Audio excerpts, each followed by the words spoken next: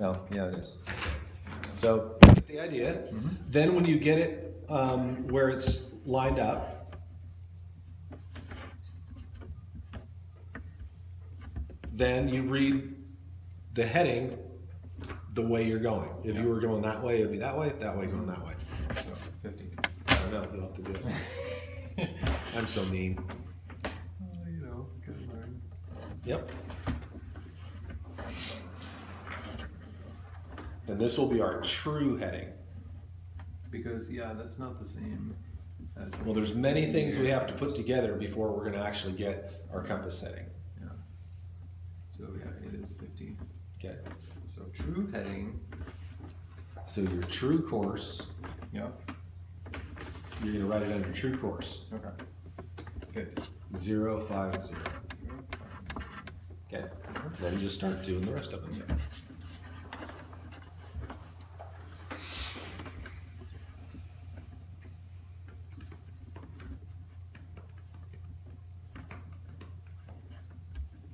True heading or true course? It's your true heading. So it should be here. No, it's your true heading. Yeah, but it says true course here. Or true course. Sorry, it goes in there under true course. Okay. So the course.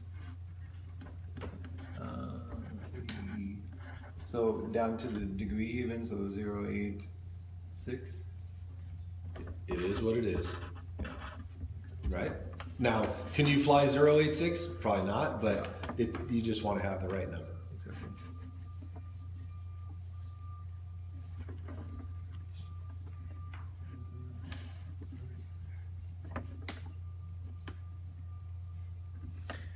Wayne, who makes a good kneeboard?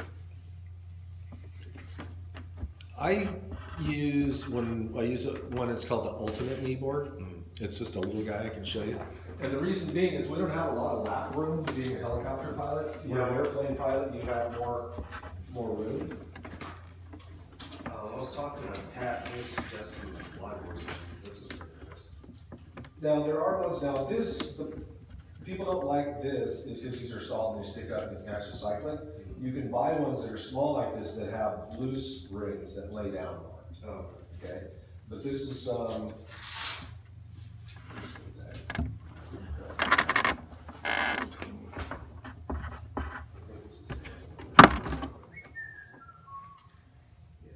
Ultimate Kneeboard by Harper Aviation. So what I use, you just want it to be small. The first one I bought was really big, and there's just not enough room in the helicopter for it. And then you can get the pages, there's shiny pages, there's opaque pages, to have the stuff on there. So that's what I use.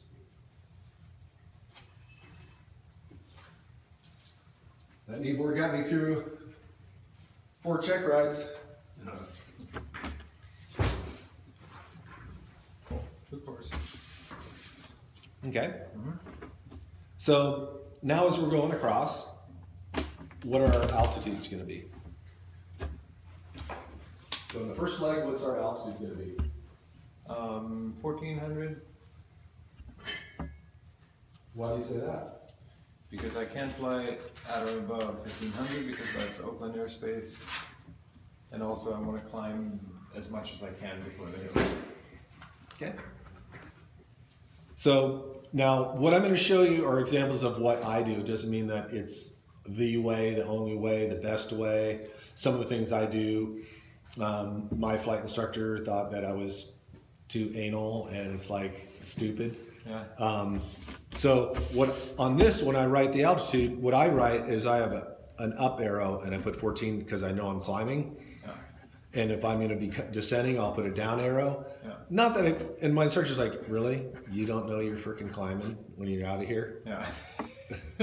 Right. But what I really want Yeah. is on a leg descending. So it reminds me, and I'll go, okay, and I'm flying, and now I'm almost to the airport, and I've got to drop 1,500 feet to get to pattern altitude, and the little arrow would tell me, oh yeah, when I get to this point, I need to start thinking about descending. Yeah. Okay, so just all I'm really telling you is anything that makes it easier for you. This is Pierre's flight plan. Yeah. It's not Lorenzo's, it's not mine, it's your flight plan. So I'm just telling you some of the things that I did to help me. Okay, yeah, probably saying climb into 1400 is dumb and don't need it. Yeah. Maybe you don't need one that has a little arrow to descend. I'm just throwing stuff out there. Yeah. So you don't need to do, okay, so 1,400, okay, next one. 2,000. So when we went over at 2,000, do you feel that you had supreme confidence that if the engine quit, you would be able to do a successful auto rotation from there? That is true. Like, more is better. And this is going into the FARs, like minimum safe. Okay. Not in this is personal opinion. Oh. When you were flying over those hills, Yeah. 3,000. Or 2,800. okay. When we flew over, I think you went over at 2,000. Yeah. When some of the hills are a little close. Yeah. So I think probably 2,500 would be good. Yeah. Okay. Because we don't want to climb up to 3,000 either. Well, it's and- AGL. It's AGL and the mountains are higher. You're okay with that, but Yeah. you're also not going to go very far, and you're gonna be, then the mountains are going to be coming out from underneath you, right? Yeah. So I'm guiding you to say 2,500. How's that? And I'm going to tell you why in a minute. Yeah. Okay, next one. Those over there, and then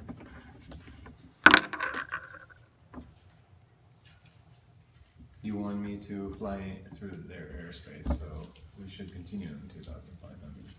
Okay, keep going.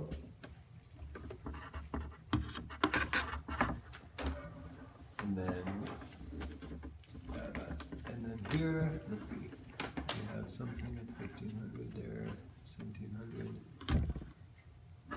Yeah, I think why not continue 2,500? That's right. Why not? Yeah, Make it easy on yourself. exactly.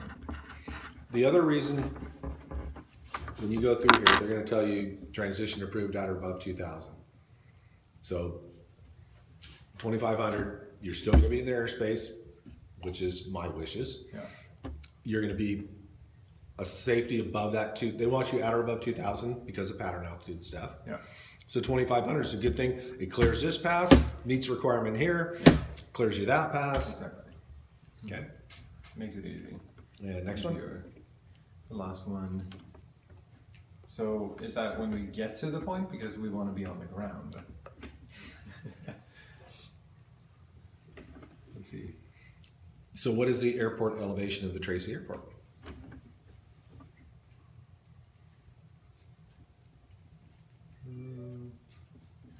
Do you not read that? Yeah, 193. Okay, so it's roughly 200 feet. Yeah, Okay. I thought it was not as specific because this one is exactly 400. Well, it's 193. Yeah. That's even more exact. Yeah, but like since It that is was, what it is. Since that was They don't round it up. They just tell you what Yeah, it I is. thought they Yeah, were they're not- rounding no, because they're it was not rounding, exactly just 400. Yeah. Okay. Okay. Yeah. So there's a bunch of different ways you could write this. Yeah. You could write 193 feet, Yeah. but that's only when you get to this point. Yeah. What's your pattern altitude? 700. You could write 700. Yeah. All depends what you want to write. Yeah. I would write a down arrow and I would write 700 Yeah. because that's really what I want my altitude to be at the airport. Right.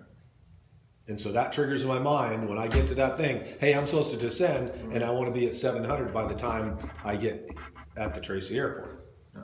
So that's why the arrows, the up arrow for climbing was probably retarded. Yeah. But it worked for me. I Of course. I was so nervous. I wanted to do it perfect. I didn't know what, Yeah.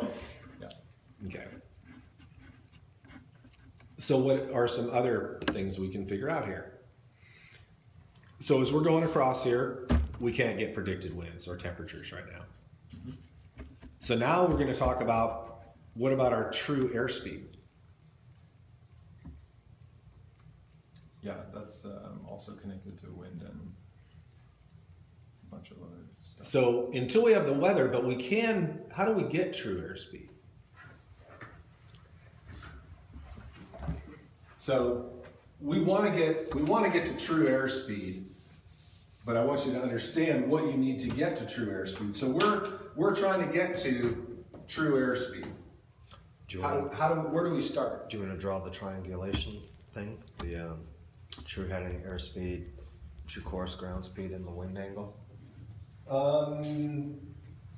No, first we gotta come up with something else before we get into that. How do we get to true airspeed? What do we start with? What's the very first speed that we start with? Cruise? No, that's airplane thing. I don't know what cruise is. The airspeed that you see in the helicopter, Indicated airspeed. indicated airspeed. So the very first thing is we have to pick what we want on our indicated airspeed. Yeah. So a simpler question is, so how fast are you gonna be flying? Yeah. So how fast will you be flying? 75, Okay, so why 75? because it's not too fast and it's not too slow. Okay, so another way to put that is, it's an airspeed in which I can fly and control the helicopter and change radio frequencies and that, and Yeah. comfortable flying. Exactly. It's not so slow that it's freaking $300 an hour, I wanna get there. Yeah. But it's also not so fast that it may not be attainable. 75 is attainable. I've done it before, I know I can do it. Yeah. And I also don't have to pull an armful of collective. I don't have to be flying at 22 inches hoping to God I can make it. Yeah. Exactly. Okay. So then, what do we need next? Indicated airspeed, we're gonna put 75. Mm-hmm. What's the next thing I need as I'm working towards true airspeed? Wind. Nope. True airspeed is not, it's how fast I'm flying through the air, it's not ground speed.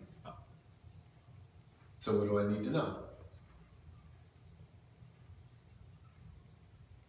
I need to have calibrated airspeed, because calibrated airspeed, 75 indicated airspeed is not accurate due to pitot tube position.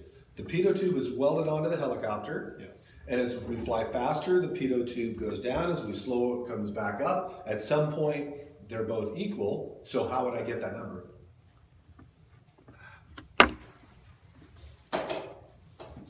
How am I going to get calibrated? Is there a chart for it? There is. Who knows about the helicopter? Robertson. And did they make a book about the Yes, helicopter? they sure do. And what's that book called? POH, or the RFM. POH. Oh. So,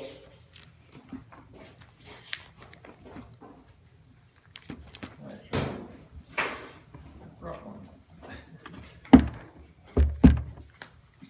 My own printed copy. oh, you already have one? Of the POH? How'd you get that? Oh, it's homemade? I printed it. Did you print it at work? Yeah. Okay, so find it for me. Let's see. I can give it a touch. Let's see. Hey, come on.